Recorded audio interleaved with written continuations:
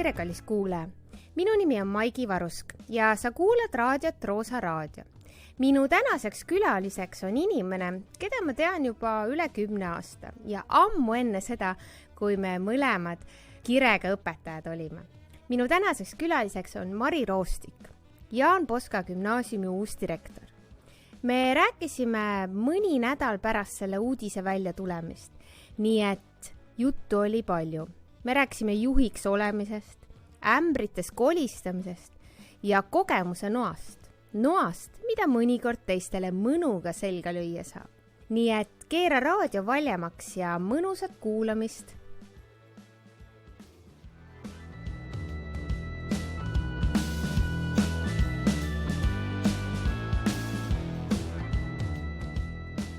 Tere!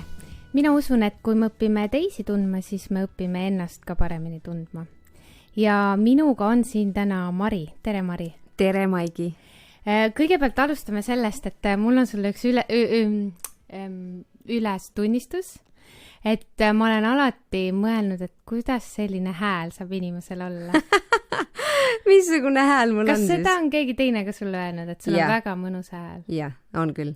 Kas see on algusest peale olnud või sul tekkis see kuidagi või? See on algusest peale olnud oluliselt madalam kui minu eakaaslaste hääled ja ma olen kooris, kui ma käisin põhikoolis ja gümnaasiumis vist sunniti ka natukene, siis ma olen 3. häält alati laulnud, et mul on väga madal hääl, aga see on algusest peale olnud madalam kui teistel ja ta on üsna vali ka.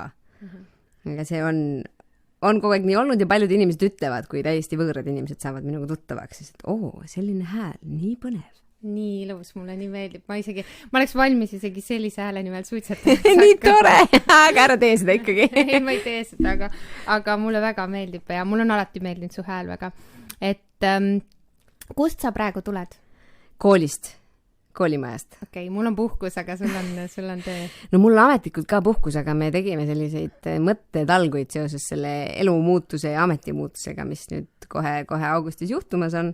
Et siis meil on sellised mõned mõttetalgud ja esimesed visandid ja plaanid said täna paika, et nüüd tuleb veel nädal aega seedida ja setitada neid ja siis me läheme sealt edasi. Et see list, mida peab tegema enne augustit ära, on väga suur, aga kõik on äge ja mul väga meeldib seda teha. See tegelikult, mul oli plaan sinuga vestelda tegelikult enne üldse, kui ma ma arvasin, et sul on see plaan ju olemas, et hakata direktoriks, Poska direktoriks, aga enne üldse oli see, siis ma pidin oma seda kuidagi suunda täiesti muutma, nii et mõned küsimused on siiski õpetamise kohta. See on nii minu üks suurimaid kirgi, nii et absoluutselt okei. Milline sa ise õpilasena olid? Tüütu, kindlasti hästi tüütu. Vaata, mul see kõva hääl on ja see arvamus. Ja nüüd ma arvan, ma olen oluliselt pehmem, kui ma gümnaasiumi ja põhikooli ajal olin. Et ma olen väga isepäine olnud kogu aeg. Nii et käitumishinne oli mitte rahuldav? Oli täiesti eeskujulik, aga ma arvan, et sellel ei olnud mitte midagi pistmist sellega, kuidas ma päriselt käitusin. Ma kindlasti olen olnud kogu aeg väga aktiivne, et ma arvan, et minu tulemustele sellises torukoolis, nagu see reaalgümnaasium on. Et ma ju käisin seal 1.–12. klassini, minu vanaisa oli seal valvur enne, kui tulid need USS-id ja mis kõik need veel on. Vanaisa oli öösiti koolis, valvas kooli ja siis mina sain seal juba algklassides kõigi söögitädidega super hästi läbi ja ma olin terved päevad koolis. Ema on mul õpetaja, isa alustas 94 oma ettevõttega. Ma olin kogu aeg koolis, kui ei olnud tantsuringis või kuskil mujal ja neid oli ju ka koolis. Ehk et ma olen seal koolis üles kasvanud, mu isa on seal käinud, mu ema on Rakveres õpetas, on väga väike linn, ehk et kõik need asjad andsid aluse sellele, et mul oli koolis peale õppimise hästi palju muid tähtsaid tegevusi. Mis tõttu ilmselt see käitumisinne oli ka sellepärast võib-olla eeskujulik, et ma vedasin väga paljusid, õpilase esindust, tegin muusikale, korraldasin 4. klassi õpilastele tantsuringi, ühesõnaga, mida iganes vaja oli, ma tegin seda ja ma arvan, et natukene see balansseeris seda, kuidas ma tunnis käitusin. Et ma ei olnud selline jõhkard, et ma ei visanud lennukeid mööda klassi laiali ja ei kiusanud, aga ma jutustasin jube palju. Aga kuidas su hinded olid? Mul olid 4-5 kõik ikkagi. Mata oli gümnaasiumis 3 ja füüsika ka vist 1 korra ja keemia ka 1 korra. Aga ma lõpetasin 4-5-ga. Et see andis õiguse natuke kõvemat häält teha isegi, võiks öelda. et Jaa. kui sul hinded on okei, siis võid oma arvamust avaldada.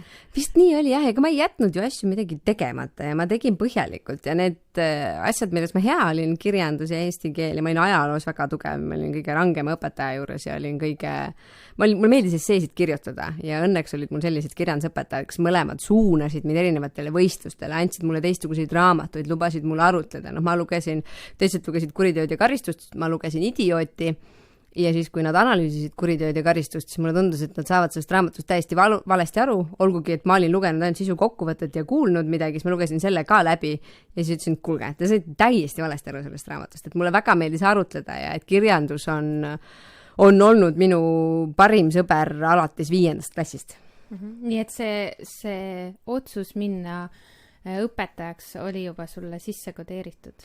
Jaa, aga ma ei teinud seda teadlikult. Et seal on ka lugu taga selline, et esiteks ma raamatuteni jõudsin 5. klassis sellepärast, et ma läksin kõikide oma sõbrannade ja sõpradega riidu ja mul ei olnud suvel mitte kellegagi õue minna ja ema oli ostnud terve riiulitäie Varraku suveromaane ehk et kõik olid armastusest ja lahutamisest ja millest veel ja mina lugesin ja neelasin neid ja siis ma mäletan, ema andis mulle 300 krooni, et ma saaksin minna uue raamatu Varraku poodi, siis ei olnud Apollot ega midagi sellist, olid väiksed raamatupoed ja siis ma käisin seal ostmas täiskasvanud naiste, koduperenaiste suveromaani ja siis ma kasvasin nende peale üles, aga et see, mis sõnavara mul tuli, see, kuidas ma hakkasin nagu inimestest aru saama mõtlema, et see kõik juhtus tõesti niimoodi, et ma suviti ainult hästi palju lugesin. Ja see õpetaja geen, mina ei tea, ega mul ei ole peres ju rohkem peale ema, ei ole keegi õpetaja. Nüüd õde on ka kõrgkooli õppejõud, aga mu isa ütles, et nüüd on lood sellised, et kui sa tahad minna ülikooli, siis sa pead saama tasuta kohale. Ma tahtsin minna Tallinnasse, sest kõik mu sõbrannad läksid Tallinnasse. Ma ei saanud Tallinnasse eesti keele ja kirjanduse erialale sisse tasuta kohale, aga Tartusse sain ja ma teadsin, et see on ainus asi, mida ma oskan, et mis mul tuleb hästi välja. Mul ei olnud teadlikku karjääri planeerimist, ma ei teadnud, mis on mul omased tugevused või millega, mis mul hästi välja tuleb. Ma teadsin ainult, et ainuke aine, mis mul hästi välja tuleb, on eesti keele kirjandus. Ja siis oli selline aine nagu eesti ja soome-ugri keeleteadus ja mul tundus, et okei, ma lähen siis õppima seda. Mul ei olnud plaani, et ma tahan teadlaseks saada või et ma tahan õpetajaks saada. Aga otsus tulla Tartusse, et mu vanemate otsus, et ma pean tulema Tartusse, oli mu elu kõige tähtsam ja parim otsus. Aga mis hetkel sa tundsid, et okei, nüüd ma lähen sinna õpetaja ametisse? Siis kui ma magistrantuuri kandideerisin ja sain selle koha, siis mulle tundus, et ma võiksin seda tööd teha.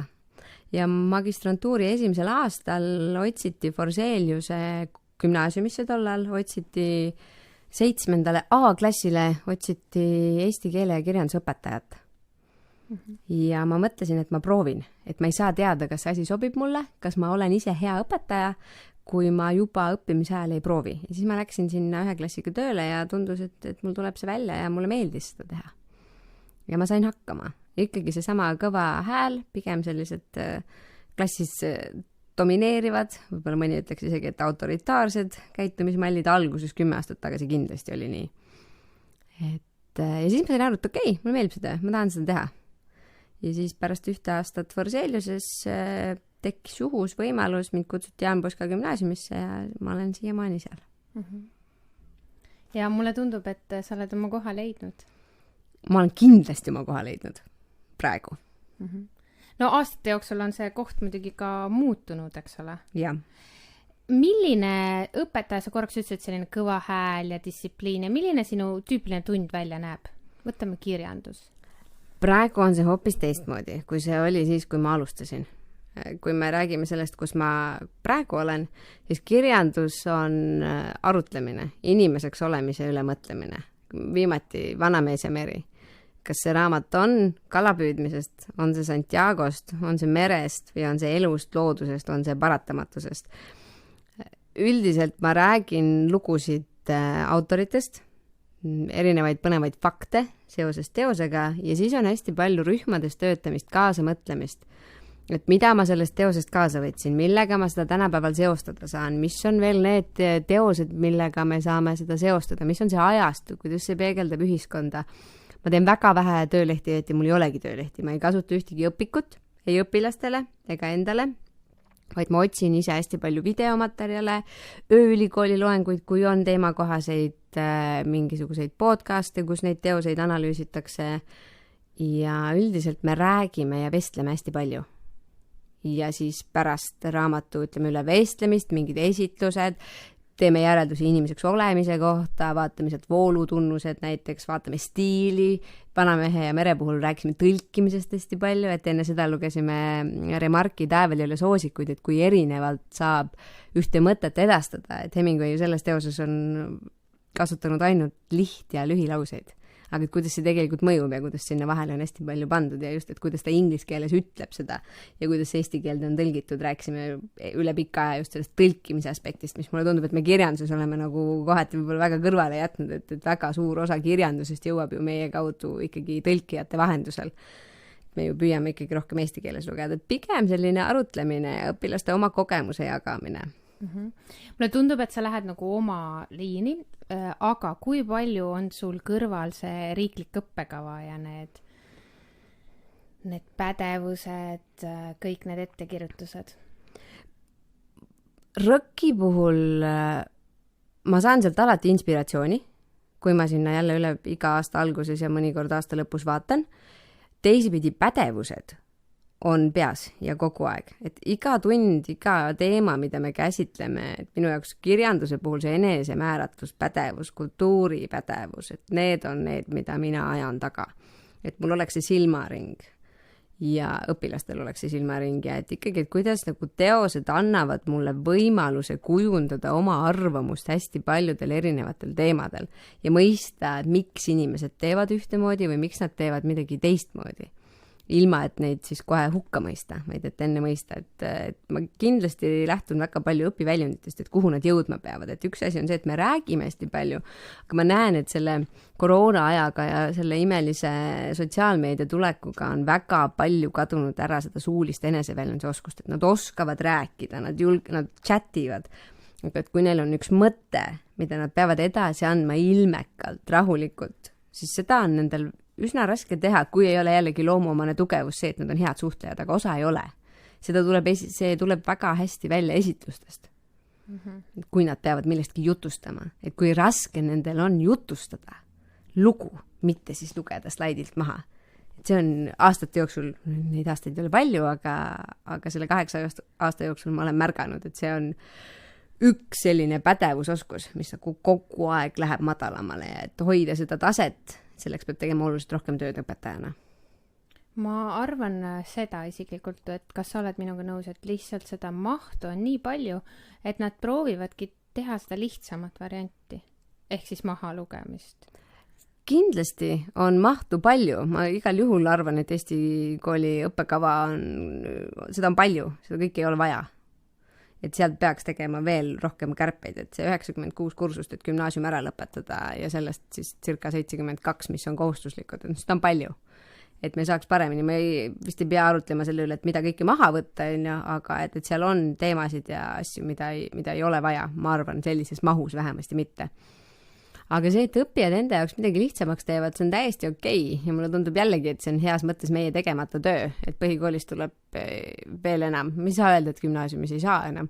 Aga et see mõtteviis sellest, et pingutus ongi nagu auhind. Et mitte, et lihtsus on auhind, aga et pingutus on auhind. See, et ma pingutan, tähendab, et midagi muutub, ma õpin midagi. Et kõige lihtsam paralleel on see, et ma käin iga päev 5 kilomeetrit jooksmas. Jooksen kogu aeg sama tempoga. Täiesti mõttetu, mitte midagi mu kehas ei muutu, see on varsti sama minu keha jaoks nagu kõndimine. Kui ma tahan saada paremaks jooksjaks, ma pean pingutama ja siis kui mul on raske, siis ma saan paremaks. Et nagu see mõttevis on see, mida Grete Arro räägib ja mis on sellest Carol Dwecki Mindseti raamatust ka.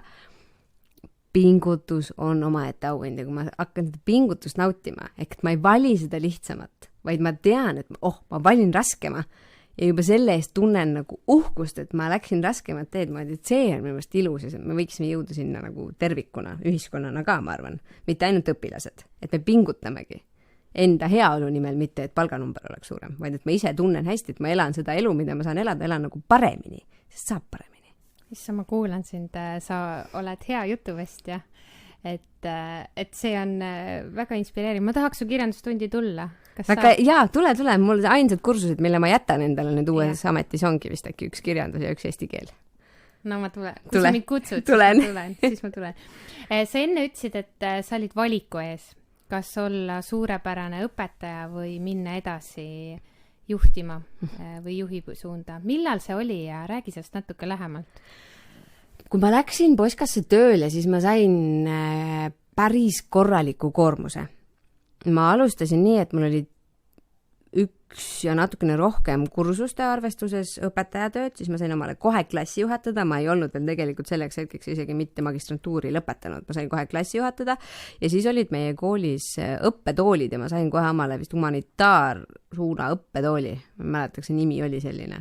Ehk et ma läksin tööle aastal 2013, ma olin siis just saanud samal aastal 23 aasta olin Forseliuses enne seda töötanud ja mul sain päris korraliku laksu, sest õnneks oli olemas üks hästi-hästi hea ja armas inimene, kes andis kõik oma materjalid mulle.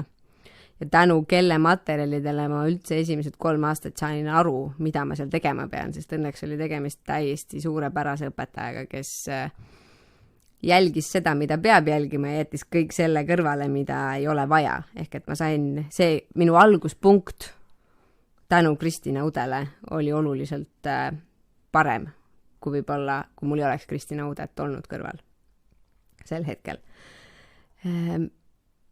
Ja siis ma hakkasin seda õppetooli vedama ja õpetama ja klassi juhatama ja siis ühel hetkel olid erinevad põhjused, miks meil õppealajuhatajad vahetusid, ikkagi õppetool läks mul suuremaks, tulid kultuuri ja humanitaarained kõik kokku ja siis tuli ette üks selline hetk, kus meil ei olnud enam õppejuhti ja kus Elmer Jõki otsustas, et meie koolis tulegi õppejuhti enam. Meil on nüüd valdkonnajuhid, et me läheme selle Google'i mudeli peale ehk et meil on laiendatud juhtkond. Ja sel hetkel ma ise enda sees pidin tegema valiku, et üks asi on töötada õppijatega, samaväärne, aga nüansirikkam on töötada õpetajatega, töötada täiskasvanud inimestega. Õppijatega töötamise ma olin enam-vähem selgeks saanud, sest seal paratamatult õpetajal on teatud moodi võim. Ja et mina lihtsalt olingi tol hetkel väga range õpetaja, stiilis nätsu ei tohti minu tunnis närida. Võtad sõna siis, kui selleks on aeg, ehk et see kord õppimise keskkond oli minu tundides kindlasti, ma tahaks mõelda, et ikkagi väga-väga soodne. Aga täiskasvanud inimestega nii ei tööta, et ole vait. Ei toimi, ilmselt nagu kuskil maailmas võib-olla toimiks, aga ma sain aru, et ei, Mari, et see ei ole see tee, aga et aga proovisid sa sellisel viisil? Olen proovinud ja kõvasti kõrvetada ka saanud. Ma usun.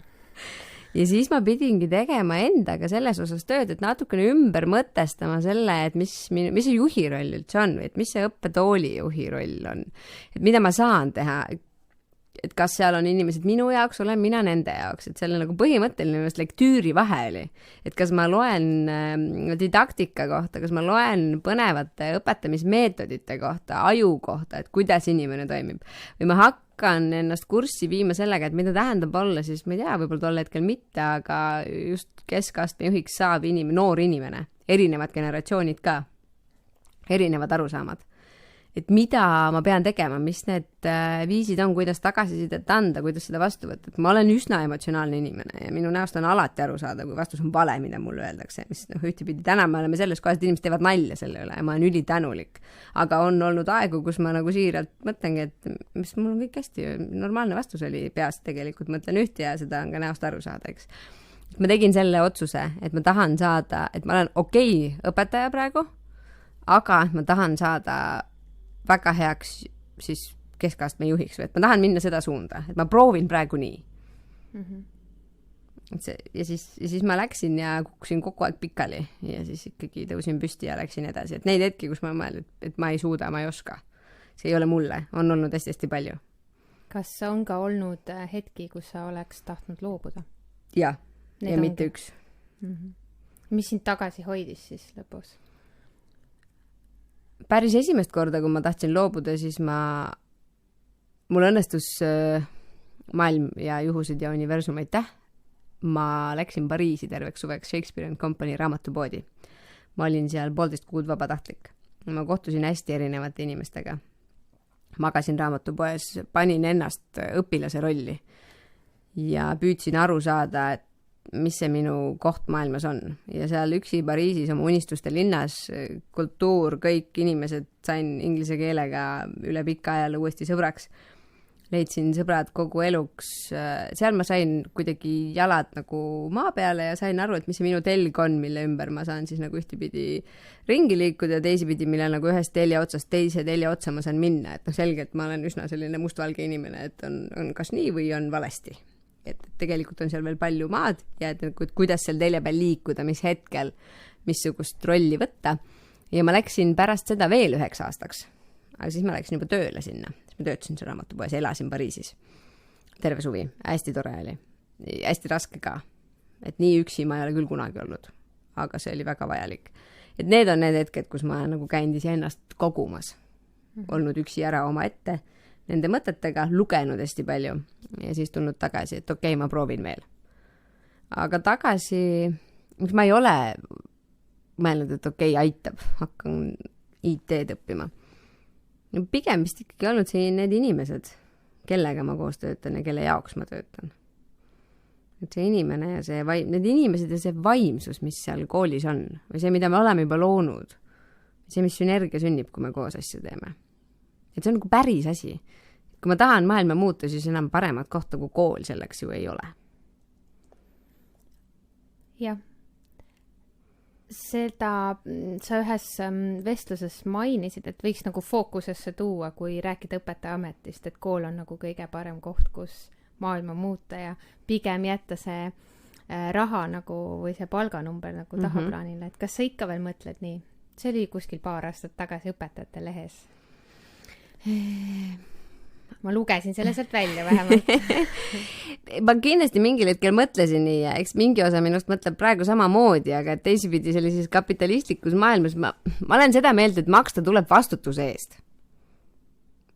Ja et õpetaja töö on väga vastutusrikas töö.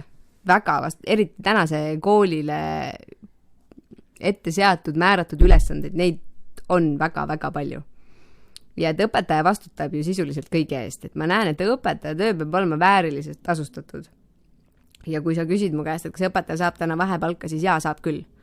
Sest see suurem osa õpetajatest täna peavad tegema nii palju tööd selle jaoks, et üldse olla head partnerid, võrdväärsed partnerid tänastele õpilastele ja ma ei mõtle teadmisi, ma ei mõtle seda elukogemust, vaid ma mõtlen just kõike seda, kui kiiresti me kohaneme. Et see tänane põlvkond 10 aasta pärast läheks selle arusaamaga, mis aitab meil sinuga ühel hetkel nagu väga head pensionipõlve pidada. Et õpetaja peab täna väga palju tööd tegema, et ma arvan, et on kindlasti veel valdkondi, kus tänane töötaja, kes on võib-olla 50+, 60+, peab ka ennast nagu hästi palju harima ja kogu aeg asjadega kaasa minema. Aga ma arvan, et õpetaja töö on nagu hästi agiilne selles osas, et kogu aeg on vaja midagi kuskilt ära lõigata, juurde võtta ja teha seda sisuliselt niimoodi, et koroona ajal oli seda ju vaja hästi kiiresti teha. No eelmine aasta oli see ikka ulme, see oli ulme. See oli tõesti ulme, sel aastal on lihtsam, et ma pigem arvan, et täna ikkagi õpetaja töö peaks olema, ma ei tea, 2000 võiks ikkagi olla vähemasti see miinimumpalk. Ja seda arvestades seda, et kui palju ja mismoodi, kui palju õpetaja peab tegema tööd, kui halb on õpetada õpikute järgi, kui me ei räägi keeleõppest, millel on ju kaasas alati see online tugi, igast ägedad testid, eks ole, et see on mingi muu asi, aga et kui me räägime täna ühiskonnaõpetuse õpikust, siis 2 aastat tõenäoliselt tehakse seda õpikut ja siis on juba need teemad vanad. Ma saan aru, et mõisted, universaalsed nagu teooriad on olemas, aga et kui me neid näiteid sinna juurde paneme, et see tegelikult võiks olla kõik digitaalne juba. No eile Aktuaalses Kaameras oli juttu ka sellest, et paljudes koolides pole õpetajatele pakkuda üldse nagu täiskohta. Et seda täiskohta ehk siis sa tahaksid minna õpetajaks, koht on olemas, aga see palk, mis sa sealt saad, on näiteks 70% sellest alammäärast, eks ole, et sealt tuleb veel see probleem, mis tegelikult on. No see on muidugi vist koolivõrgustik. See on koolivõrgu teema, puhas poliitika. Ja kusjuures see jääb igale poole ette. Vaata, et see haridusvaldkonna nagu parendamine ja edasi sudimine, see on nii kompleksne. Ja see on nii, kuidas ma ütlen, et sa hakkad nagu ühest otsast kuidagi nagu parendama ja see kogu aeg, siin tuleb see takistus, siin tuleb see takistus, eks ole.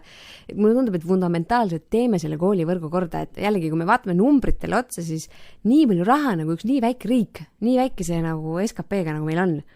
Me ei saa enam rohkem haridusse panna. See ei ole realistlik enam. Et see protsent, mis meil täna läheb haridusse, see ongi see meie lagi. Meil ei ole seda kuskilt mujalt ära võtta selle rahvastikuga, kõike sellega, mis meil on. Küsimus on selles, kuhu me selle raha paneme ja kuhu see raha jõuab. Me see koolivõrgu korda teeme. Siis selles mõttes, et statistika ju ütleb ka, et meil on õpetajaid üle täna, just kui me vaatame nagu kohti ja kõik see, mis sa just rääkisid. Peame tegema koolivõrgu korda, me peame tegema põhimõttelisi otsuseid, et mis on need astmed, mis peavad olema kodu lähedal, et õppija suudaks minna ise kooli, et ta suudaks koju tulla, et ta saaks seal söögi tegemise hakkama, et kõik on ju õpiväljundid, kõik on ju pädevused, eks. Aga kas meil on mõistlik pidada gümnaasiume igal pool? No selgelt ei ole, riik on juba teinud head otsused, meil on riigi gümnaasiumid. Paneks bussid ka tööle õiges suunas liikuma, eks ole. Teeks Tallinnas koolivõrgu korda ja lõpetaks ära selle 3 õpilasega põhikooli, no ütleme siis see on 3. aasta, eks 7-9, võib-olla ei ole seda vaja. Et no, see ei ole ju mingis mõttes, ma näen, see ei ole võrreldav, et kui mul tuleb poiskasse õpilane, kes ongi õppinud 9 aastat klassis, kus on 3 õpilast ja siis mul tuleb õpilane Reenikust, kus on kogu aeg olnud 28, et kui erinev see pädevus on, suhtlemispädevus, enesemääratuspädevus ja me võime rääkida, et selle õpilasega on seal rohkem tegeldud, aga et maailmas ju ei ole niimoodi, et minuga tegeldakse ja ülikoolis ainult õppejõud räägib mulle nii, nagu mina sulle siin praegu räägin, no seda ei ole. Aga et kui ma ei suuda suuremas rahvamassis hakkama saada, kas see siis pole minult mingite põhiõiguste äravõtmine?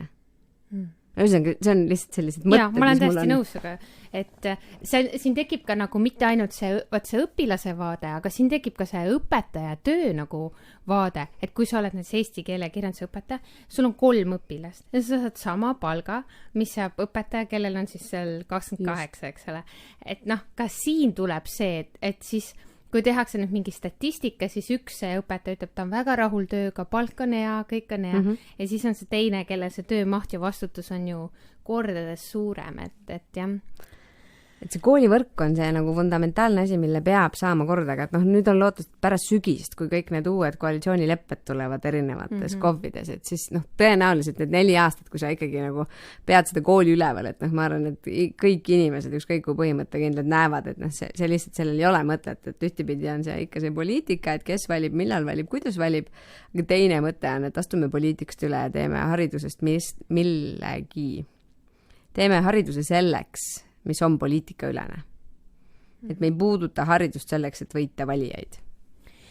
Kui sa nagu vaatad teiste riikide haridussüsteeme ja ma tean, et sa oled käinud tutvumus ka vist mõndadega, et mis on see, mis sind nagu kõnetab ja mis sa tahaksid kunagi Eestis näha?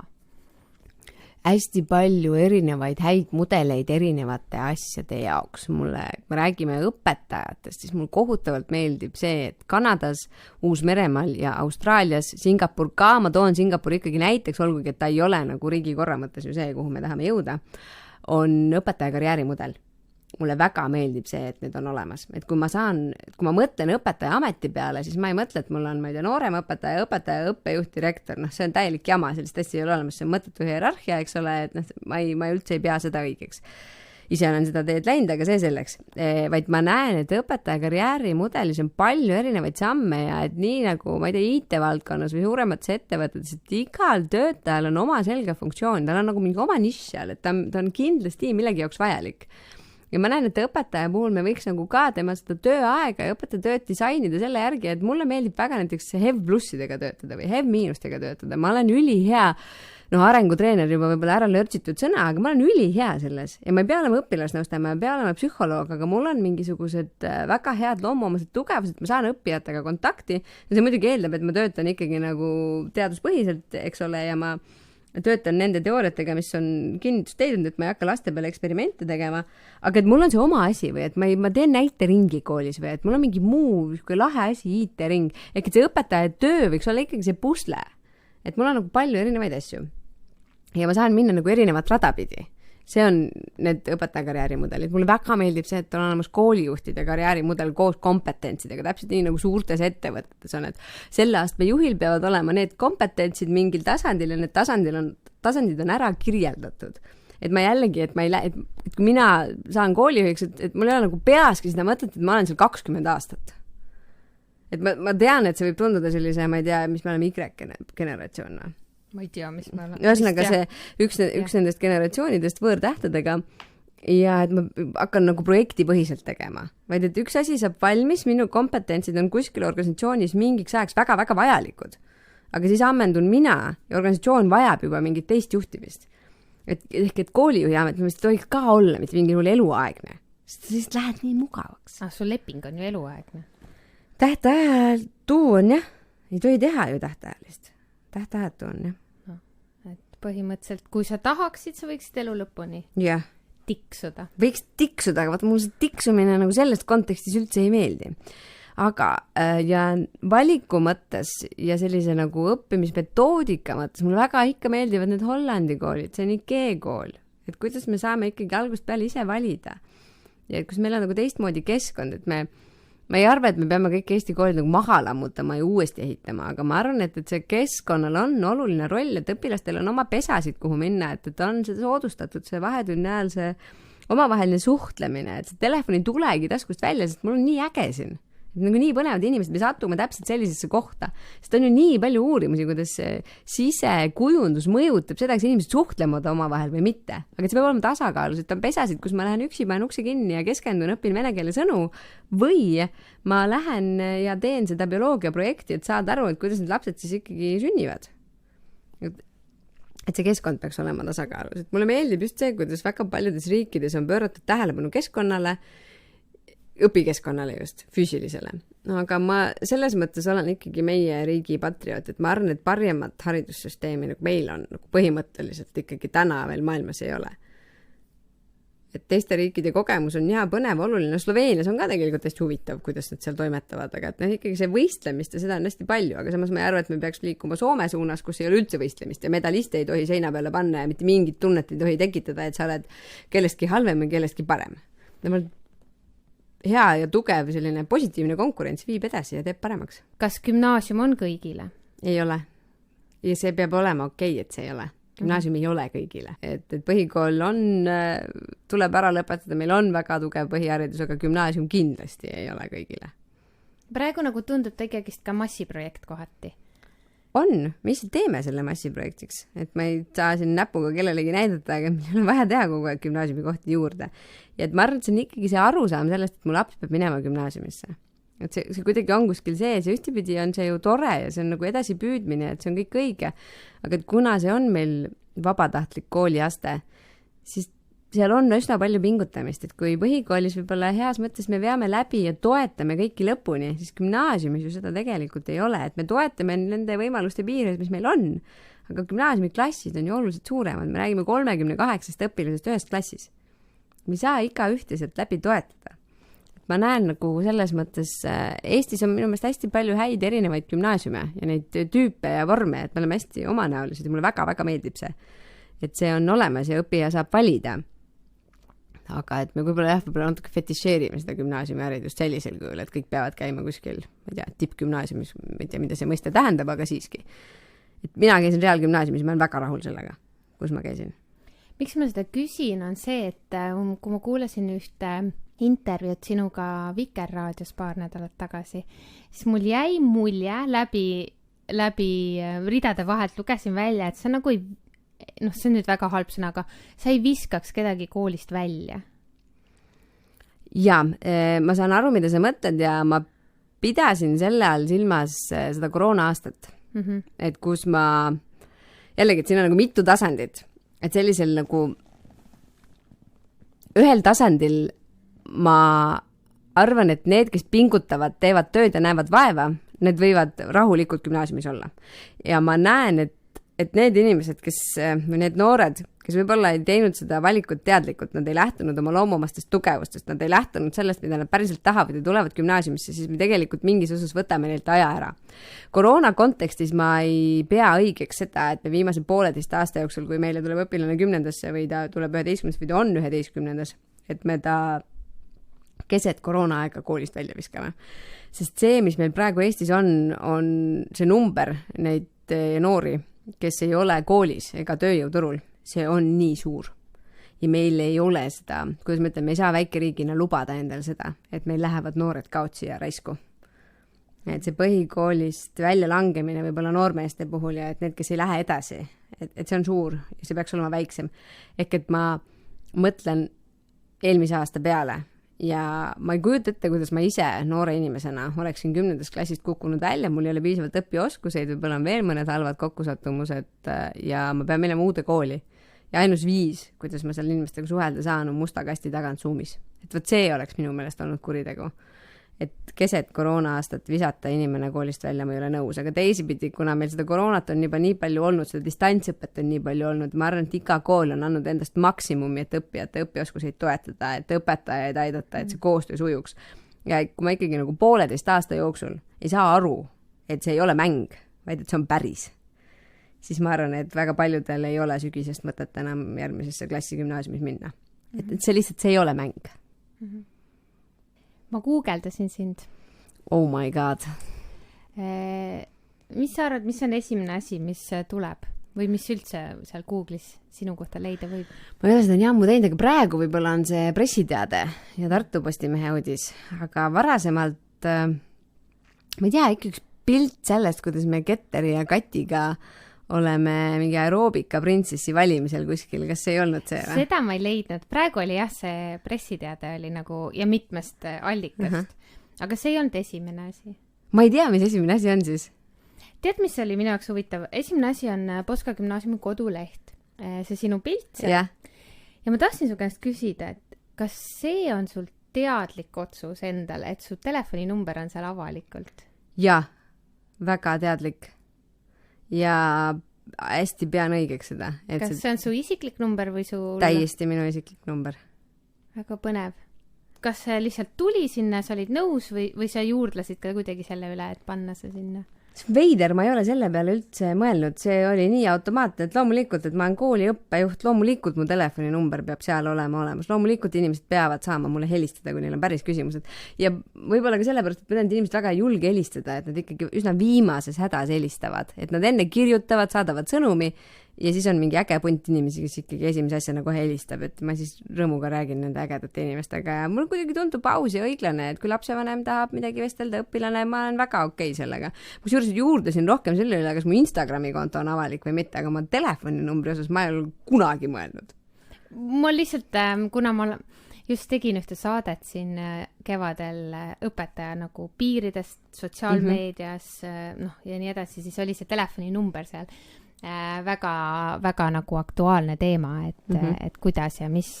Ma ei arva, et õpetaja telefoninumber peaks olema kättesaadav, ma kindlasti ei arva seda, ma ei pea seda õigeks.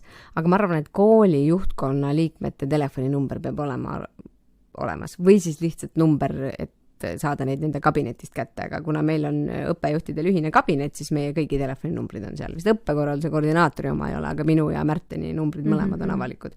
Helmeri number on kogu aeg avalik olnud, ma ei oskagi teistmoodi mõelda, et ma peaksin selle ära salastama. No see oli ikka põhiline uudis, et uus direktor nii-öelda ja ma tean, et sa juba mainisid ka, see idee on su peas nagu tulnud ja olnud juba päris kaua, aga mis on see esimene asi, mida sa teha tahad sellel ametipostil? Jääda iseendaks. Jääda Mariks. Ja ma väga loodan, et siin natuke naljaga pooleks, et keegi ei hakka teietama mind ja ikkagi inimesed ütlevad mulle Mari ja loomulikult mul on mõtteid, mida teha ja kuidas teha, aga et praegu minu jaoks kõige olulisem on säilitada seda, kus me oleme tulnud ja leida veel rohkem väljakutseid ja et peenhäälestada, et kui suured olulised sellised haridusfilosoofilised muutused on koolis juba toimunud või need protsessid on käimas, et siis minu ülesanne kindlasti on neid edasi tugida, nendega edasi minna ja veenduda, et me ei jääks laisaks, et me ei oleks mugavad, vaid me läheks edasi ja läheks sügavamale. See, et ma suudan pool maratoni ära joosta, ei ole veel see, et ma olen maratoni jooksja, sest ma ei ole ühtegi täismaratoni veel jooksnud. Ehk et mulle nagu see poolik asi ei meeldi, et lähme nagu lõpuni ja teeme selle enda omaks. Aga et ma ei arva ka seda, et me peaks ühe muutuse korraga võtma, sest kõik need probleemid hariduses on nii komplekssed ja koolis samamoodi, et need asjad peavad paraku koos käima. Et ma kindlasti tahan säilitada ja muidugi mul on igasuguseid mõtteid ja ideid, kuidas rakendada sellist võib-olla kaasaegsemat juhtimist veel enam, kuigi meil on see koolis olemas. Aga minu jaoks üks oluline, ma isegi ei tea, kuidas seda kategoriseerida, mul on väga oluline tagasiside kultuur koolimajas, organisatsioonis, kuidas me üksteisega räägime, millal me üksteisega räägime, miks me räägime ja kuidas anda tagasisidet ja kuidas seda vastu võtta. et suurem osa, ma võib-olla jälle üldistan liiga ja ei mõtle kedagi konkreetselt, aga mulle on jäänud mulje, et õpetajatena me võtame väga palju väga isiklikult ja me teeme sellega endale väga palju haiget ja me teeme seda tarbetult. Et kui mõni mu kolleeg tuleb midagi rääkima minuga, siis ma väga tahaks, et nii tema kui mina saame rääkida asjast ja et me mõlemad jätame oma egot seal kõrvale. Et me ei hakka seda hääletooni kuidagi tõlgendama, et kas ma olen piisav või ma ei ole piisav. Ehk et see tagasiside kultuur meeskonnas oma inimeste vahel, et see oleks inimlikum ja et keegi ei saaks haiget. Et noh, me töötame ju selle infoga, mis mul on. Et kui ma juhina tean, kui mul on info, siis ma saan olla empaatilisem, anda võimalusi, leppida mingiks perioodiks kokku eri tingimused. Aga kui mul ei ole infot ja mul on armas kolleeg, kellel on väga raske ja kes selle põhjusena võib-olla on terav, võib-olla on ebaviisakas ja võib-olla on täiesti hajameelne ja ma ei tea, miks see nii on, siis ma ei hakka mõtlema, et oi, äkki tal on see probleem või tal on see probleem. Ta nendes kontekstis minule teadaoleva info põhjal ei käituda meie kultuurile vastavalt. Ja siis ma vestlen taga. Ja siis tuleb välja, et oi, mul on see ja see ja see. Ütle mulle kohe, kui midagi on. Mingid asjad saab teha, ühesõnaga see tagasiside ja suhtlemise kultuur. Ma olen jumala närvi selle peale, et me õpilaste puhul vaata, pead rääkima, kui sul on raske, kui midagi kodus juhtub, ütlen. Ja ma ei eeldagi, et me kõik üksteise parimad sõbrannad seal tööl olema, aga lugupidamine selle vastu, et me ei saa ju töötada infoga, me ei saa töötada inimestega, kui me ei tea, et nad on pooledi katki. Õpilased saavad kohe pähe, lähevad õpilasnõustaja juurde, eks. Et pead endaga tööd tegema, aita ennast, mis meie saame teha, mis lahendused on. Aga õpetaja on mingi hambad ristis, surub läbi, vahet pole, kui raske või kerge tal on, aga ma ei tahaks, et siin ei oleks. Seal on võimalik ju nagu toetada, aidata mingiks perioodiks, leppida kokku tingimused, siis vaadata uuesti üle, et mis toimib, mis ei toimi. Sest iga õpetaja igas koolis on väga väärtuslik. Kas sa oled valmis ka selleks, et see suhe sul muutub oma kolleegidega? Jah. Olen valmis ja olen teadlik, et see muutub. Ma olen valmis, aga ma ei tea, kuidas ma ju lõpuks sellele reageerin. Et kuidas ma päriselt tunnen sellel hetkel, et ma saan täna valmis olla. Ma olen valmis ka maratoni jooksma. Ma kogu aeg toon seda jooksu paralleeli. Et ma olen valmis. Jooksmas siis? Jaa, mul on üks eesmärk, mis ma oktoobris tahan ära teha. Et aga see ei ole seotud veel maratoniga, et see on poolmaratoniga seotud, aga et ma olen ju valmis selleks, aga ma ei tea, mida ma tunnen. Ma ei tea, mis hetkel tuleb see vill, mis teeb hästi haiget või kui suur see vill on, kas ta teeb haiget, mil määral ta teeb. Et ma olen valmis, ma olen selles mõttes väga eneseteadlik ja väga tugeva eneseanalüüsi võimega, et ma suudan ratsionaliseerida, ma saan oma emotsioonidega hakkama, ma doseerin neid piisavalt kõike, et ma tean, et mul on raske. Aga ma arvan, et see ei ole nagu nii nagu hull või kuidagi. Mis on see, mis sa enne ütlesid, et peabki olema raske või peab pingutusema? Ja just, väga hea, et sa selle, ma ju ei õpigi teistmoodi. Et ma ju saan siis jälle paremaks, et ma saan jälle selle ühe taseme võrra tõenäoliselt paremaks ja oskuslikumaks ja ma arvan, et ikkagi, et see empaatia ja teisipidi, ma mõtlen, et see on väga äärmuslik, et minus on nagu tohutu empaatia ja teisipidi ma olen nagu väga autoritaarne, et on nagu teed võib keeta nii, nagu mina keedan ja ette valmistada või siis saab seda teha valesti, eks, et noh. See on 3. kord, kui sa ütled, et valesti, eks ole. No, et ma tean, et see on mus olemas, aga et ma nagu püüan seda kogu aeg nagu lihvida ja näha, et tegelikult on teisi viise ka maailmas olemas ja et see on minu mingis mõttes nagu nalja tegemise koht ka, kus ma luban inimestele enda üle nagu mõnusalt nalja ja huumorit teha, et teeme nii, nagu on valesti, Mari, et ehk teeme siis nii, nagu meie teeme, et noh, see on selline nalja koht, aga et eks seal on nagu kõva tõepõhi taga ja ma väga loodan, et need suhted nagu korraks võib-olla rappuvad ja vappuvad, aga et ju nad siis lähevad nagu õigetesse kohtadesse tagasi ja noh, see jutt, et juht on igal pool ja kogu aeg üksi, et lõpuks sa ju teed üksi neid otsuseid, lõpuks sa ju oled üksi ja oma ette ebapopulaarne. Küllap see on tõsi, aga ma ei arva, et see peab olema nii dramaatiline või traagiline. No sellest sa saad palka ju. Just täpselt, vastutan ja saan palka. Aga tead, kui ma seda pressiteadet nägin, väga kena pilt oli seal. Ma tänan, see on ühe väga-väga ägeda fotograafi tehtud. Et esimene küsimus mul oli, et kuidas sa suudad loobuda õpetaja ametist või õpetamisest? Seda on nii palju küsitud mu käest. ilmselt sellepärast, et kõik arvavad, et ma olen nagu pikalt olnud nagu väga suure koormusega õpetaja. Tead, Maigi, ma viimased 2 või 3 aastat olen andnud ainult 2 klassile tunde. Ehk mu õpetaja koormus on olnud nagu pigem väga väike.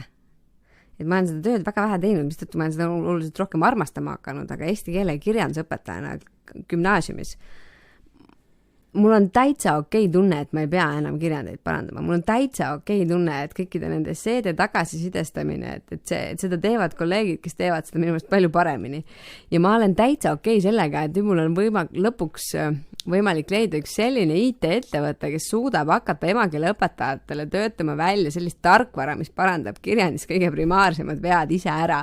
Ja mis annab meile nagu võimaluse selliseks kirjandi, ütleme, Google Docsi vormis tagasisidestamiseks, et kus ma ei pea igale poole kirjutama, et siin on küsisõnaga, mida algab kõrval lause, siin see lõpeb, siin peab olema koma, et ma saad aru, et mul on nagu mingid nagu tagid, et ma saan pinna, et siin on see viga, siin on seda tüüpi viga, et loomulikult sa saad ise kõike ära värvida, aga et kui palju see aega võtab.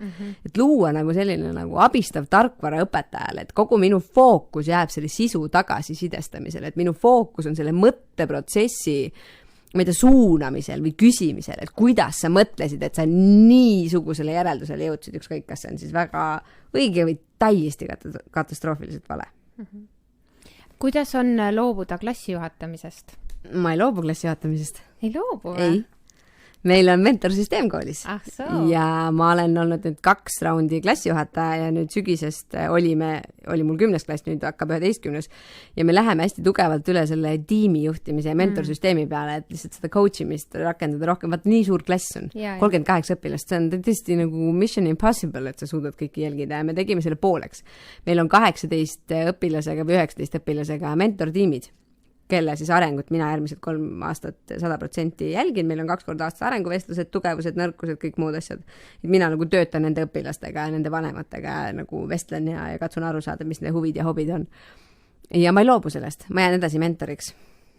Nii et sa jääd mentoriks, sa jääd andma mõnda ainet? Ja 2 kursust jääb mul ainult, mis on kokku nädalas siis 2 perioodil on mul siis 3 tundi. Kas siia ei ole sisse kodeeritud juba väike läbipõlemine? Ei, sellepärast, et arvestades, kui palju ma praegu olen teinud, siis ma peaks jumalast leegiga põlema siin sinu stuudios, mitte nagu siin rõõmsalt särevalt naerma, et minu koormus oluliselt Maigi väheneb. Et mentordamine jääb ja ma olen nagu hästi seda meelt, mida Elmer on kogu aeg öelnud, et sul peab olema vahetu kontakt õpilastega. Sa ei saa olla, sa saad, aga mina võib-olla ei oska teistmoodi.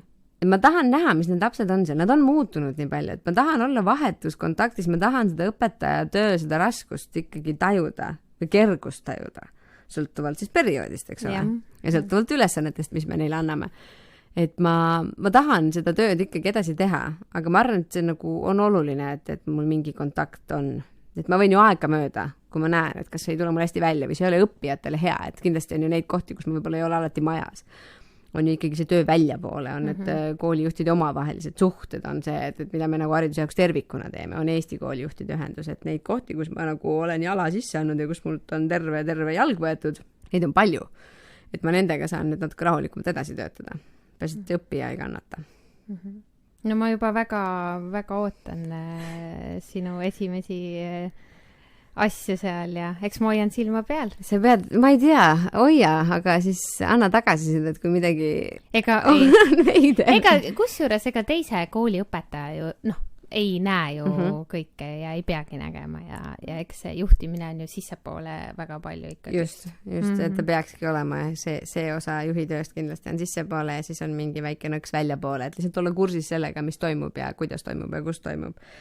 Et mina ootan ka põnevusega, et mis saab ja kuhu me jõuame ja kuhu me läheme, et see on väga, need on väga suured kingad, mis mu ees on. Need on erakordselt suured kingad ja see on päris hirmutav, aga ma jällegi tegelen igasuguste probleemide ja tunnetega siis, kui need tulevad. Püüan natuke ennetada, aga mõtet ei ole ju kogu aeg muretseda.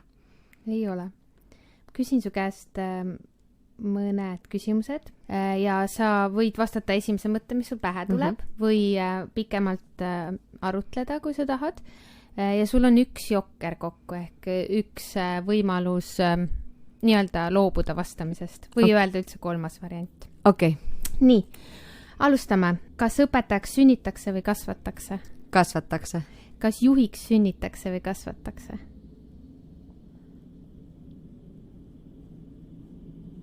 Nii raske. Esimene variant oli sul kiiresti. Jokker, mõlemat. Distants või kontakt? Kontakt. Missioon või visioon? Visioon. Direktor või õpetaja? Direktor. Pisa või Paabel? Pisa. Miks sa arvad, mis on see üks asi, miks Eesti õpilased nii kõrgel seal on? Õpetajate töö. Arvad? Hästi raske küsimus. Tõesti raske küsimus. Et pane näpp siis peale. Et ma arvan, et suures osas on see tänu ühtluskoolile. Et küsimus, et me oleme nii väikesed rahvusena ja et meil ikkagi see põhiharidus ja ühtluskool, et täna väga suuresti see sotsiaalne majanduslik keskkond ei mõjuta sind. Küll täna hakkab me rääkima sellest, et meil tulevad eestlased koju, meil tulevad teise keelega inimesed meie ühiskonda ja nad lõimuvad siin. Lihtsalt see võtab aega natukene. Meil on ühtluskool, et ei ole vahet, palju su vanemad teenivad, sa igal juhul lähed kooli. Ja täna vahet ei ole, mis koolis sa Eestis käid, sa saad selle väga hea põhihariduse kätte. Ma arvan, et see on see nagu põhjus. Ja et hea haridus on ju ühtepidi süsteem, rõkk ja teisipidi on ikkagi need õpetajad, kes oma tööd hingega teevad. Riigieksamid jah või ei?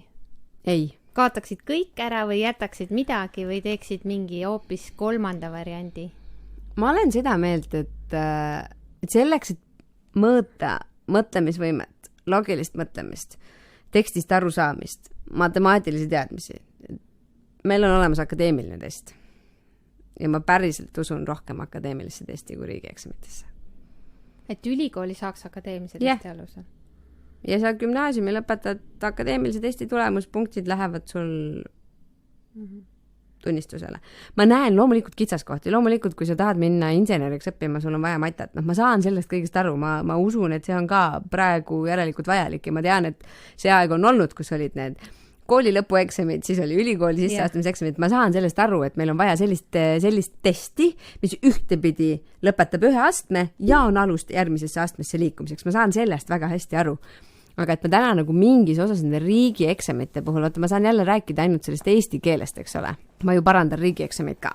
Et see on lihtsalt üks tüüpiline tekstivorm, mille saab nagu ära õpetada ja loomulikult see mõõdab mõtlemisvõimet, aga et ma näen, et sellel on paremaid viise. Et ma kindlasti ei ole see inimene, kes ainult kritiseerib kõigi teiste tööd. Ma väga hindan, et meil on see ja ma näen, et see aitab mul õpilastega saada nende mõttemaailmast aru. Aga et ma arvan, et me võiks mõelda nagu kaugemale, väikse digiriigina, meil on see akadeemilise testi võimekus olemas ja kui meil on vaja seda natukene kuidagi moodi ainete kaupa veel nagu, ma ei tea, laiendada või tihendada, et siis see on täna võimalik, kui ma päriselt usun akadeemilise testi. Aga ühiskatsed jah või ei?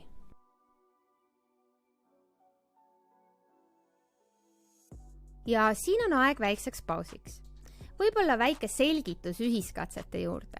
Ma pidasin silmas Tartus toimuvaid ühiskatseid, mis toimuvad alates aastast 2015 ja kus osaleb 5 Tartu gümnaasiumi.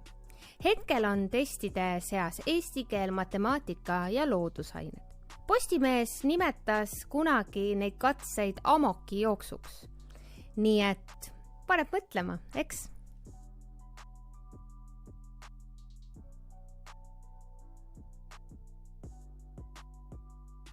Ühiskatsed jah või ei? Jah. Vaata, me enne rääkisime sellest, et gümnaasium ei ole kõigile. Ja ma arvan, et ühiskatsed on see üks koht, kus saab diferentseerida.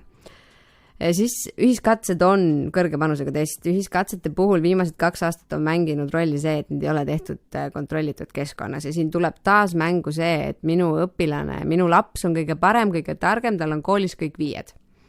Miks ta ei saa kuhugi sisse? Mingi ärevus tuleb, eks ole, aga et me ju tegeleme selle ärevusega gümnaasiumis hommikust õhtuni. Et mina arvan, et ühiskatsed on mõistlik, see on hea lahendus ja kui me saame neid teha edasi kontrollitud keskkonnas, kui me jõuame ühel hetkel sinna, et põhikooli lõputestid või eksamid, ükskõik kuidas me neid nimetame, on lihtsalt natukene kõrgema panusega, võib-olla on ühiskatsed ka pikema aja jooksul ja ta on ikkagi diferentseerib seda ülemist otsa, siis meil ei ole 2 eksamit enam varsti vaja. Ma arvan, me oleme väga lähedalt sellele, et me saame need 2 asja kokku panna. Aga igal juhul on seda vaja. no mina näen õpetajana seda, et on ära ühiskatsed, tulevad need tulemused, siis õpilastel on vestlused ja nad saavad kuhugi kooli jaatava vastuse.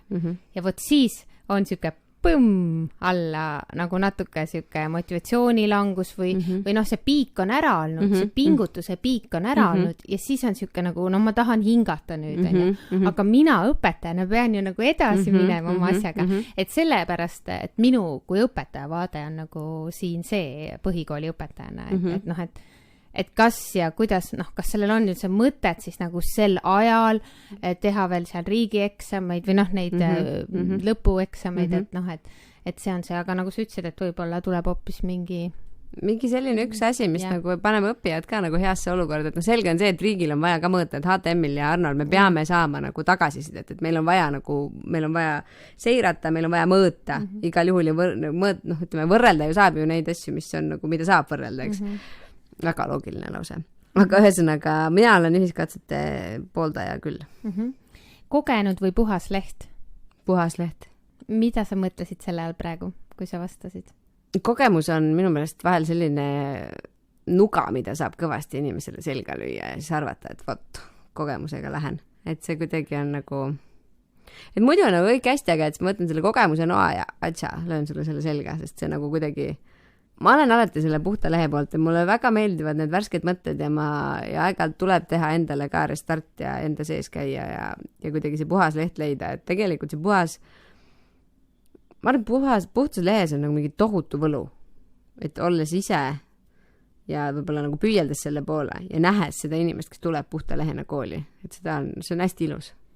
Mul on siin üks selline tore jutt, et oli õpetajate tuba, kunagi istusime seal ja mul oli vist üsna raske tund selja taga ja siis üks kolleeg proovis mulle siis nagu nõu anda ja siis ütles, et jah, et sa siin et näha on, et sul on nagu raske, et ma olen juba üle 5 aasta olnud nagu õpetaja ja siis ma nagu vaatasin talle otsa ja ütlesin, kuule, ma olen juba 11 aastat õpetaja olnud nagu kokku, et ta proovis nagu kogemusega mind aidata, aga asi ei olnud üldse kogemuses, vaata, et see oligi see nuga, vaata, millega ta proovis seal surkida. Just, ja see, asi ei ole tegelikult üldse sageli, kogemused on nii erinevad, vaata, sest see 10, kus me õpetame, see on andnud meile nii erinevad kogemused ja see ei pruugi olla täna see, mida mul vaja on. Kahtlemata kogenud õpetaja saab nende murnikatega jube hästi hakkama teinekord, aga et ma ütlen, igal mündil on 2 poolt, kogemuse mündil on väga oluline pool.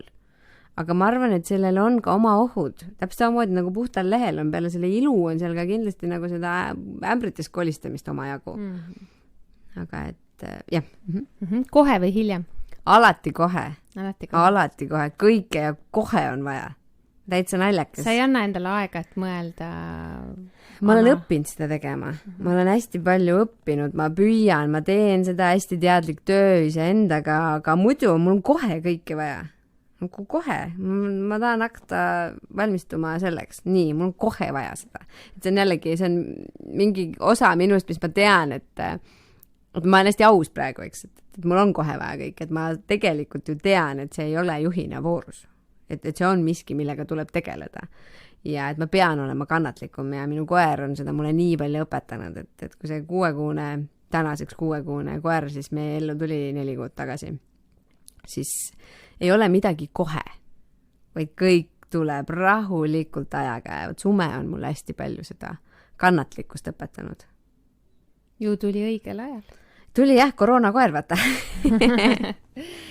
Nii, traditsioon või uued tuuled? Uued tuuled. Tartu või Rakvere? Tartu. Oled sa mõelnud tagasi minna? Ei. Mitte kunagi? Ei. Lähed? Reedel lähen, aga ei, Tartu on minu kodu. Kodu või kool? Miks meile jokker nüüd ära otsima? Nii on, annad ära ja? Ja siis tuleb selline küsimus. No see kodu või kool?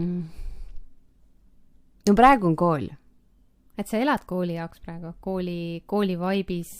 Jaa, mulle meeldib. Ja praegu on kool. Aga see ei tähenda, et kodu ei ole. Lihtsalt kui ma praegu valin kas kodu või kool, siis ma praegu ütlen kool, sest see on aus.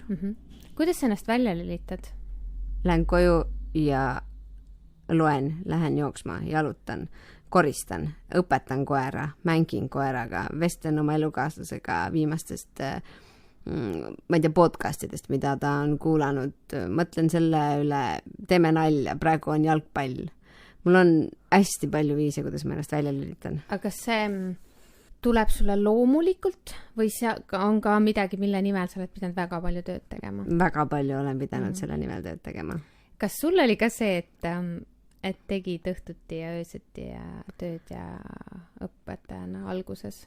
Ma ei ole ööinimene, ma olen hommikuinimene. Okay. Ma ei suuda öösiti, ma ei suuda õhtuti mõelda väga palju. Ma olen pigem, et ma ärkan 4:55 üles ja teen siis hommikul näiteks 6-9. Lemmikaeg, millal tööd teha.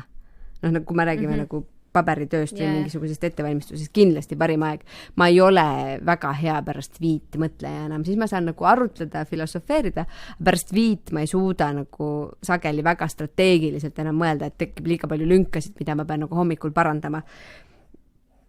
Aga kui sa küsid ööde kohta, siis ma tegin nädalavahetuseti hommikust õhtuni.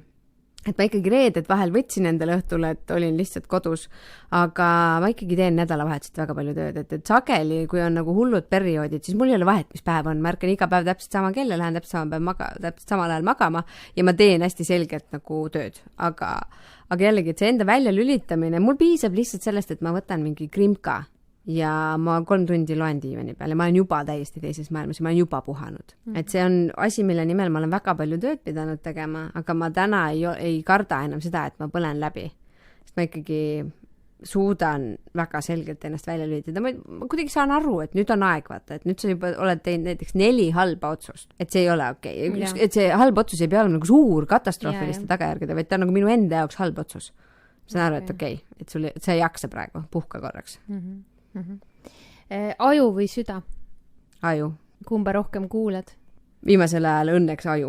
Ratsionaliseerin palju rohkem, kui lasen oma emotsioonidele ennast juhtida. Sest see on mind viinud parematesse kohtadesse. Ma vaikselt ka õpin seda, aga vaikselt. Tasa ja targu. Ja, aga ma räägin ka siin, et see tuleb mul enamasti välja. Ikkagi nüüd oluliselt rohkem kui kunagi varem. Aga aju on õige vastus. Nais- või meesõpetaja? See on mul lemmik teema, et sa teaksid. See on ju täiesti ebaaus küsimus, selles mõttes, et see on nagu õpetaja, inimene, nais või mees, ma vahet ei ole ju, aga oled sa seda vahet näinud või kuulnud või tunnetanud? Muidugi, ühtepidi meesõpetajatel on palju rohkem lubatud kui naisõpetajatele ja neid on lihtsalt nii vähe. Ja see, mis on nagu rariteetne, see kuidagi sellele on nagu rohkem lubatud või vähem lubatud ja tegelikult ka koolikeskkonnas, kui me räägime kollektiivist, et siin kõik võivad öelda küll, et ei ole, mis asja, kõik on võrdsed, aga vaadake õppenõukogusse, kes võtavad sõna sageli ja kelle arvamus jääb sageli peale, et seal on nagu, ma ei arva, et see on nagu mingi väga suur probleem on, aga see on probleem ja sellel on nagu murekohad ja küsimused, millega peab igas koolis vastavalt vajadustele tegelema. Aga mina ei tea, õpetaja on õpetaja. Minu meelest ei ole vahet, kas ta on mees või naine. Sa pead valima. Nais. Okei, väga hea. Medikament või meditatsioon? Meditatsioon. Meditatsiooni puhul ma näen seda ennetusmeetmeid. Et kui ma nagu täna, mis on väga hästi, mäletage, eks oli Tim Ferrisi podcastis ja mäletage, kes seda ütles. Aga vaata, nendel päevadel, kui sul ei ole Headspace'i seda äppi vaja, seda meditatsiooni vaja, just juhendatud meditatsiooni, nendel päevadel sa peadki seda tegema. Sest vaata, kui sul on see raske aeg, siis sa ei suuda mõelda veel selle peale, ma pean veel seda ka tegema. Ehk et mida paremad on su harjumused, mida paremad on su rutiinid juba ennetavalt, seda lihtsamini lähevad need augud üle. Et ma arvan, et see on ka üks põhjus, miks ma usun hästi siiralt, et ma ei põle läbi, et ma olen nii tohutult oma rutiinidega tööd teinud. Et vahet ei ole, kui raske mul on. Ma ärkan ikka vara, ma ikka kirjutan, ma käin hommikul jooksmas, ma teen trenni, et mul on nagu nii kindel hommikurutiin, et see aitab mind igast asjast üle. Ja sinna on nagu lihtne tagasi minna. Aga ma olen nõus sellega, et kui me räägime depressioonist, siis me räägime sageli ravimite ja teraapia koosmõjust, et üks võib-olla alati ei aita, aga et nende koosmõju sõltub muidugi depressiooni sügavusest kindlasti on oluline, aga ma olen alati ennetustegevuste poolt, ehk et räägime meditatsioonist. Kus oled sina ja millisena sa ennast näed 30 aasta pärast? 30 aasta pärast ma olen 61. Elujõuline naisterahvas. Kindlasti elujõuline naisterahvas. Ma tahan olla sama siiras, sama aus ja sama lõbus. ja kui sa ametikohta küsid, siis mul pole õrna aimugi. Aga ma tahan, et ma armastaks seda ja ma teeks seda hästi suure kirega. Ma loodan, et mul on siis ikkagi 2 koera. Ma veel ei tea, mis nende nimed on endiselt. Ma loodan, et ma olen selleks ajaks suutnud prantsuse keele täiesti soravalt ära õppida, et ma saan rääkida hommikul ja näha und prantsuse keeles. Ja ma tahan, et ma 61-aastaselt ikka näeksin põhjust, miks õppida ja miks saada nagu veel paremaks. Et ma suudaks ikka elada nagu väga head elu. Ja et mul ei oleks seda kogemuse nuga, mida ma teistele selga lükkaksin jumala eest, et mina seda ei teeks. Jah. Kas sa hariduse valdkonnas oled? Muidugi olen. Oled õpetaja? Võib-olla. Kas sul on veel midagi hingel, mida sa tahaksid jagada? Jaa, ma jään selle juurde, ma olen seda igal pool öelnud. Aga Tammsaarel on õigus. Kui sa teed tööd, kui sa näed vaeva, siis tuleb armastus. Aga armastus tuleb enda vastu ja siis tuleb maailma vastu. Ja siis võib-olla hakkab keegi sind ka armastama. Aga Tammsaarel on õigus. No vaatame, kui palju, kui kaua, või issand, me oleme nii kaua ju tööd teinud sinuga juba peaks ju kohal olema. Tegelikult on küll kohal. On kohal. On jah. Minu jaoks on kohal. Ja sellepärast ma raiungi seda ühte lauset, et see tuleb ja see jõuab kiiresti kohale. Ma olen ka sellist lauset kuulnud, tee tööd ja näe vaeva, siis tuleb halvatus. See on siuke nali või? Ja,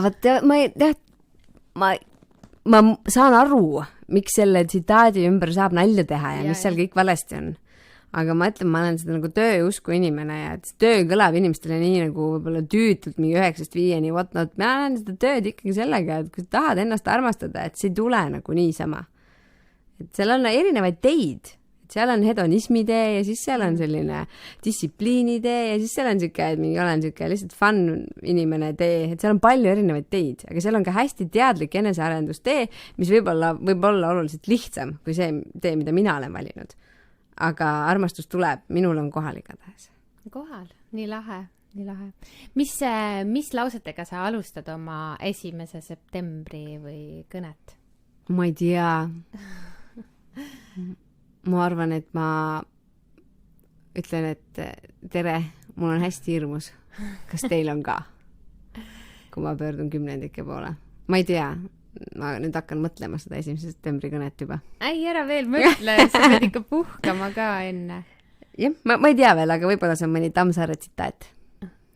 Igal juhul ma soovin sulle palju-palju õnne kõigepealt. Aitäh. Sest ma tean, et sa oled õiges kohas ja ma soovin sulle palju edu uuel ametipostil. Aitäh. Ja ma loodan, et ma siis saan selle kutse sinu tundi. Jaa, kui tunniplaan on valmis, siis ma saadan sulle lingi. Jaa, ma tuleks väga hea meelega. Ma ei oskagi midagi. Sa pead enne ütlema, mis raamatu ma läbi pean lugema. Saadan sulle kohustusliku... Issand, kui õudne, ma juba kardan. Kuigi mulle meeldib ka väga ja ma olen väga seda usku, et õppima peab. Õppima peab. Aga aitäh sulle ja mis su järgmine plaan täna on? Kooli jälle või? Ei, ma lähen nüüd koju ja ma lähen koeraga jalutama ja siis ma ausõna vaatan sarja. Vaatan ühe sarja ära. Mis sarja sa vaatad? Ma alustasin, mul hullult meeldivad Krimkad.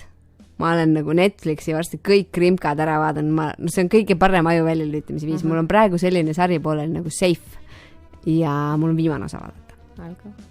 Aitäh sulle! Aitäh! See oli Roosa Raadio järjekordne osa. Suur tänu kuulamast! Millal, kellega ja kunas me järgmine kord kohtume, eks seda näitab aeg. Auf Wiederhören!